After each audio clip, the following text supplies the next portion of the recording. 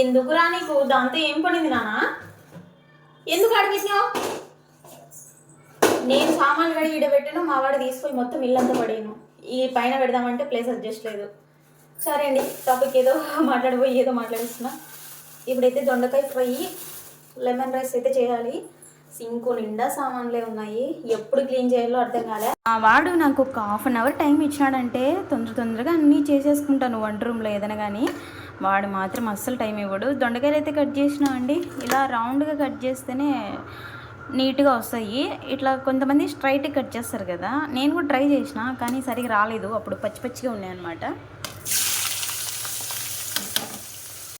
మంట సిమ్లో పెట్టేసి ఇంకా సాల్ట్ అయితే వేస్తున్నా, అలాగే పసుపు అండి లైట్గానే, మరి ఎక్కువ వేయను. ఇంకా వెళ్ళి మా బుజ్జోడికి స్నానం చేయించాలి. మీరైతే ఛానల్ సబ్స్క్రైబ్ చేసుకొని సపోర్ట్ చేయండి ఫ్రెండ్స్. బాయ్.